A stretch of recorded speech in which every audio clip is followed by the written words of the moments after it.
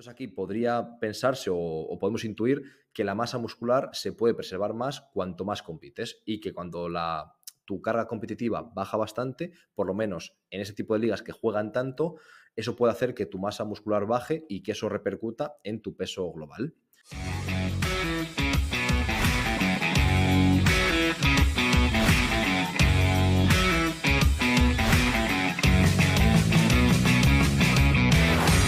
Hola a todos compañeros, estamos en un nuevo episodio del podcast y hoy estoy aquí solo, ¿vale? Quiero deciros que Jaime no ha podido estar. Como sabéis, en muchos episodios de contenido los hago yo solo para intentar darle un poco de descanso a Jaime, que Jaime está en China, como sabéis. Allí ahora mismo no sé qué hora es, pero pues yo estoy en Alemania, son las 9:05, estoy grabando a las 9:05 de la noche y allí pues deben ser tipo las 5 de la mañana o algo así. O sea que obviamente era imposible, perdón, grabar a esta hora y además allí con internet es una locura, entonces todo lo que puedo lo hago yo solo. Entonces, hoy, ¿de qué va a tratar este episodio del podcast? Lo que vamos a hacer es analizar un artículo que creo que es muy interesante y que por eso lo he seleccionado y que estaba leyendo y dije, este tengo que hacerlo en el podcast, que creo que es interesante compartirlo. ¿Por qué creo que es interesante? Porque al final en baloncesto ocurre una cosa que a mí me frustra bastante y es que hay muy pocos estudios hechos con profesionales, poquísimos. En fútbol al final hay bastantes porque con ese tipo de chalecos que se ponen pueden tomar muchos datos de forma muy poco invasiva. Es decir, ellos van a jugar exactamente igual, pero teniendo ese tipo de datos pueden publicar diferentes estudios en diferentes niveles. Pues en la ACB, en la Premier, perdón, en la ACB, en la Primera División, en la Premier, en la Champions, etcétera. ¿Qué ocurre en baloncesto? En primer lugar, que ni siquiera sé si en todas las ligas se puede jugar con el chaleco. Después, que al ser un deporte indoor tenemos muchos más problemas de los que tienen deportes outdoor con el GPS, que obviamente tiene que ser otro sistema o por unas antenas dentro o utilizar acelerómetro, diferentes handicaps. Y luego, aparte, creo que no está tan extendida la figura del Sports Science o el Sports Scientist, en este caso, o quizás también por presupuesto. Básicamente, o para resumir, lo que ocurre es que hay muy poca evidencia en baloncesto, muy poca, extraída con profesionales. Y creo que es algo importante y por eso quería citar este estudio. Entonces, el título de este estudio, y perdonad por mi acento, pero es Performance Changes in NBA Basketball Players Vary in Starters versus Non-Starters over a Competitive Season. Entonces, básicamente sería algo así como que el rendimiento cambia a lo largo de la temporada en baloncesto, comparando los titulares versus los no titulares. En este caso se refiere a titulares y no titulares, no tanto a que empiecen jugando o no, sino a cuántos minutos juegan. Entonces, vamos a desglosar el artículo y explicaré exactamente a qué se refiere con un concepto y con el otro, pero básicamente tenéis la idea ya del artículo. ¿Por qué creo que es muy importante? Porque me parece brutal que consiga analizar una temporada de baloncesto, aunque ya veremos que no es una temporada en sí, aunque lo pongan de esta forma, en un equipo de NBA. Me parece brutal con lo que cobra esa gente, con el riesgo que tiene, con lo que vale su tiempo, que se consiga estudiar, me parece la leche. Quiero darle visibilidad al estudio y de esta forma también intentar que salgan más, o por lo menos para uno que sale, pues analizarlo y aprender de él. También hay que decir que el autor principal o el primero que aparece es Adam González, y no digo todos porque son muchos autores, pero bueno, si queréis leer el estudio, os he dicho el título, el autor es Adam González y también lo pondremos en las notas del episodio, ¿vale? Entonces, si alguien quiere leerlo, estaré encantado de que lo hagáis y así intentar ayudar a este autor o estos autores a dar repercusión a su artículo, que seguro que ha llevado mucho esfuerzo. Vale, pues vamos a intentar ir desglosando poco a poco la metodología, los objetivos, los resultados y la conclusión y discusiones que han encontrado los autores. Vale, pues en primer lugar intentan explicar un poco el contexto. El contexto es que la NBA juega en 82 partidos de liga regular en poco más de 5 meses y medio. Básicamente nos sale una media de entre 2 y 5 partidos a la semana, o sea, una locura.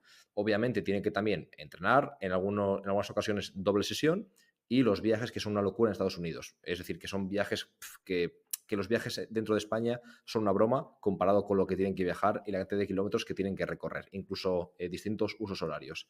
Y entonces los autores ya ponen aquí o lanzan la pregunta de si en algunos casos estaremos rozando el síndrome de sobreentrenamiento. Aunque en principio o a priori en deportes colectivos no es algo que debería preocuparnos, en ese tipo de contexto tan específico sí que podría ser un problema. ¿Vale? Lo siguiente que hacen los autores es citar diferentes estudios que han estudiado algo similar a lo que ellos han hecho. Entonces, ellos afirman que el rendimiento neuromuscular o más que el neuromuscular, simplemente que las variables de rendimiento se pueden mantener durante la temporada competitiva e incluso aumentar. ¿Y por qué lo dicen? Porque citan diferentes estudios. Pero ¿qué pasa? Esos estudios, a la hora de revisarlos, de hecho, citan a 3 estudios y son 2 con deportistas universitarios de Estados Unidos y otro con deportistas jóvenes, es decir, aún más jóvenes que universitarios. Entonces, creo que no es realista decir que porque unos jugadores por ejemplo, de 19 años o de 20 años que están en college consigan mantener sus niveles durante la temporada, quiere decir que es posible mantener el nivel de rendimiento en profesionales o en general. ¿Por qué? Porque si esta gente que aún está creciendo prácticamente, que tienen poca experiencia o pocos estímulos en comparación con un deportista de 30 años profesional, en muchos casos consiguen simplemente mantener y no mejorar, creo que no se puede decir que en líneas generales sea fácil mantener las condiciones físicas o incluso mejorarlas, y mucho menos mejorarlas, a lo largo del año, a lo largo de la temporada competitiva. Entonces, solamente quería poner aquí ponernos sobre aviso de que esto que comentan los autores creo que no es realista, que depende de donde trabajemos, sí que lo es, y dependiendo de con qué edad y con qué experiencia en trabajo de fuerza, lo será y no lo será. ¿Vale? Después también hablan de un poco de metodología, es decir, de cómo han hecho para evaluar. Y lo que hacían era empezar, evaluaban todos los meses, ¿vale? Cada mes evaluaban. Comenzaron una semana antes de que empezase la temporada regular, la liga regular, y acabaron una semana antes de que terminase. ¿Qué pasa? Que los autores, no sé por qué razón, no explican por qué, no lo ponen de forma explícita, pero aseguran que solo han tenido en cuenta la primera y la última medida para el estudio, es decir, para intentar analizar qué ocurría con esos jugadores. ¿Qué problema tenemos? Que entonces en realidad no se analiza una temporada, se analiza un punto al principio y un punto al final, como 2 fotos.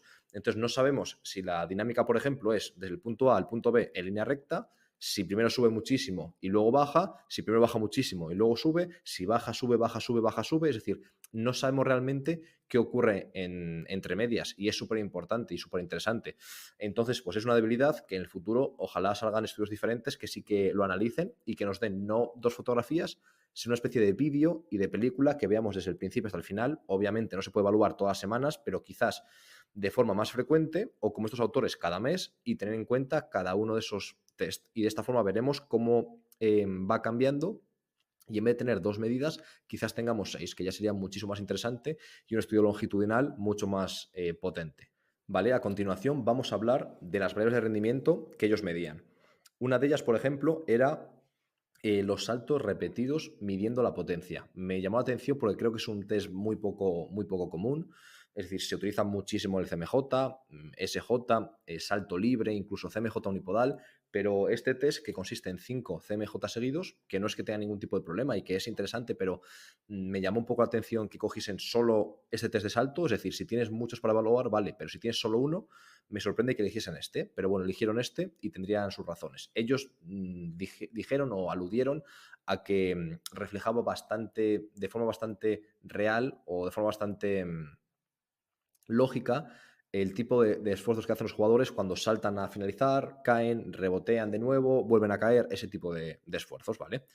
Pero es que encima no medían la altura, lo que medían era con un cinturón enganchado a un encoder, medían la potencia. Entonces también a mí me genera dudas porque sabemos que no siempre una mayor potencia se va a traducir en un mayor salto. Es decir, el salto tiene más cosas como la coordinación, la técnica, etcétera.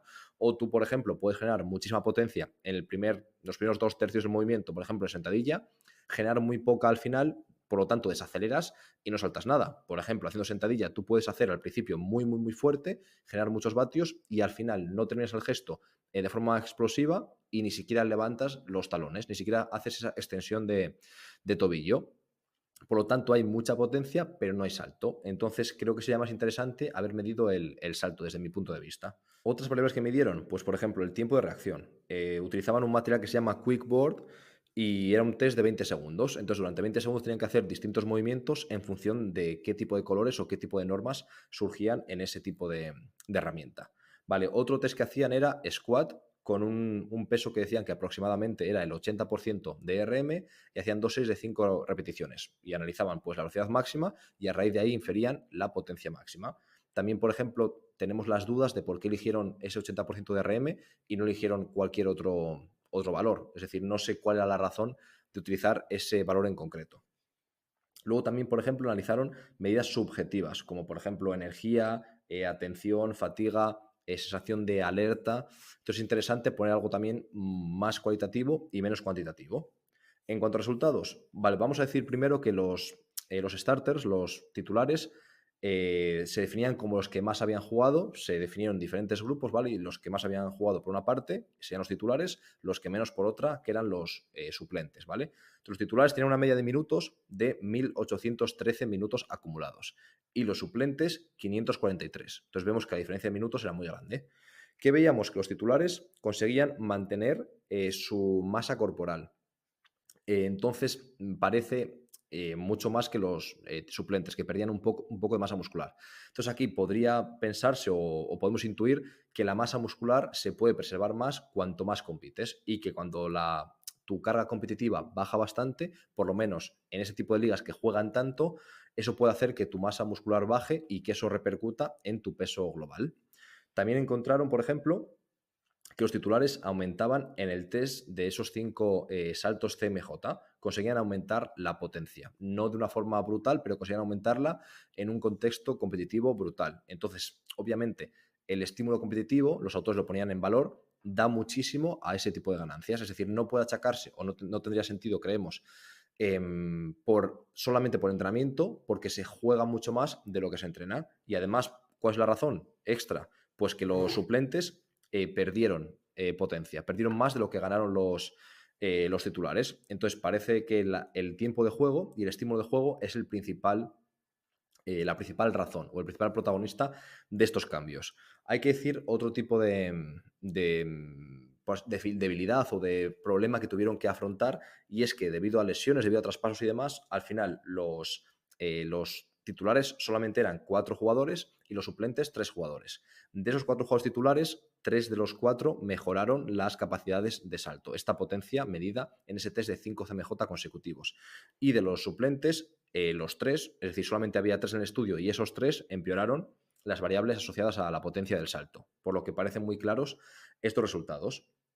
También se vio que los titulares conseguían mantener el tiempo de reacción, por lo que parece que la competición ayuda bastante en esta capacidad. Y también se vio que tanto los titulares como los suplentes, ambos, conseguían aumentar la potencia en la sentadilla.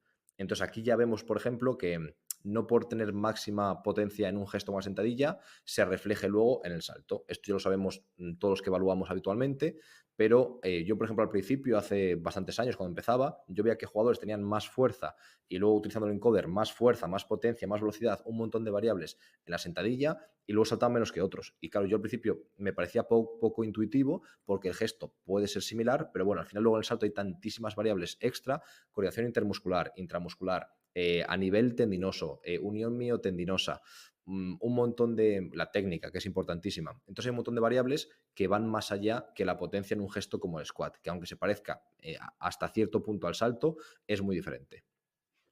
Luego también tenemos que decir que la fatiga, y esto es curioso, se manifestaba de una forma más fuerte, una forma más acentuada en los suplentes que los titulares. Y los autores lo achacaban a que había una sensación de poca satisfacción respecto al número de minutos que estaban jugando, que estaban disfrutando esos jugadores. No tenía sentido respecto a otra variable. ¿Por qué? Porque jugaban menos, viajaban lo mismo que los otros, al final el entrenamiento no podía compensar la carga competitiva. Entonces la única razón era que su estado psicológico no era el mejor posible en cuanto a ilusión y demás por no estar jugando, y eso hacía que la fatiga produjese efectos mayores o que se percibiesen más efectos de la fatiga acumulada.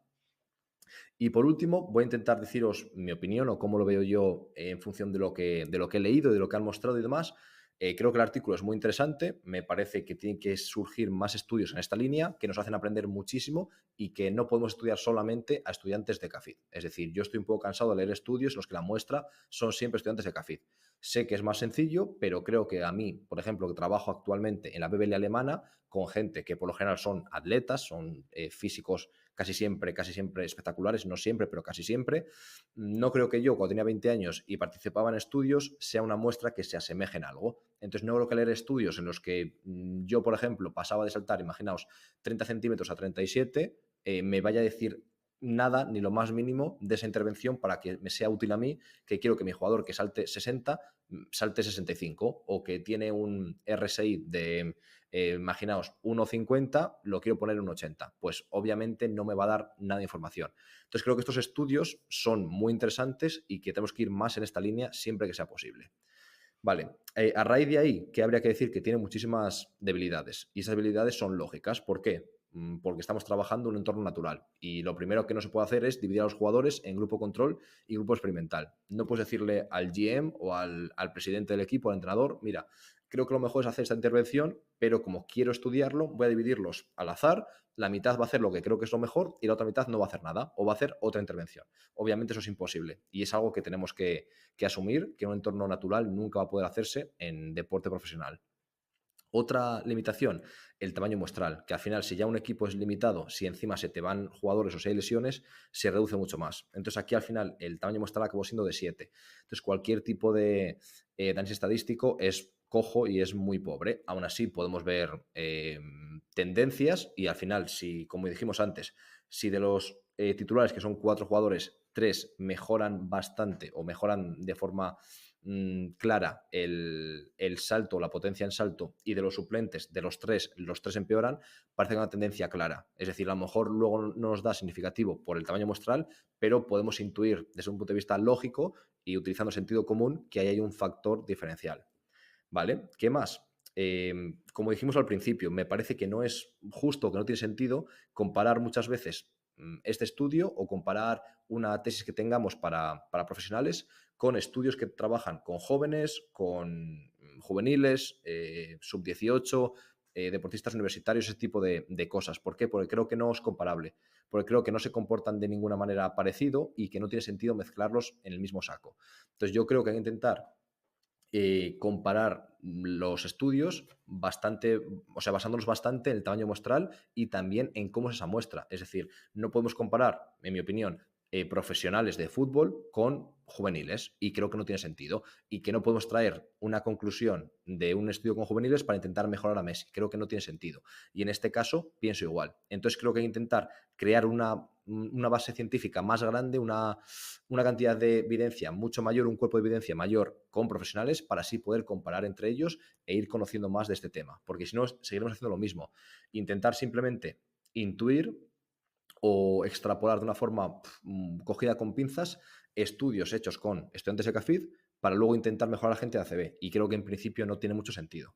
¿Vale? Luego también me surge la duda de por qué estudiaron esas variables. Me parecen cuanto menos curiosas, o yo no habría escogido esas, yo creo.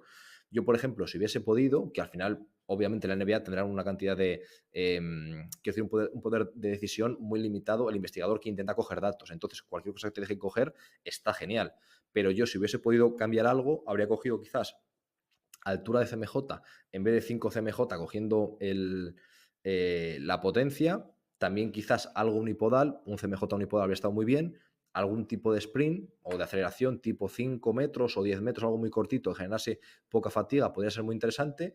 Y bueno, al final el squat también es interesante con ese peso que se puede acercar algo a fuerza máxima o a fuerza con una cantidad de tensión muy grande, como queráis llamarlo, pero bueno, yo habría intentado añadir algún otro tipo de variables diferentes, quizás algún drop jump o fuerza en otro plano, que no sea solo el plano vertical, pero bueno, en general, solamente decir que este estudio es muy interesante, que nos sirve como un reflejo de lo difícil que es investigar en ambiente natural, pero que una vez que se investiga se puede aprender, se pueden sacar cosas y que yo, por ejemplo, al principio lo que esperaría sería lo contrario, que por jugar muchísimo, esa cantidad de fatiga, ese no permitirte entrenar tanto, sino solamente jugar, en muchos casos hiciese que las variables físicas empeorasen.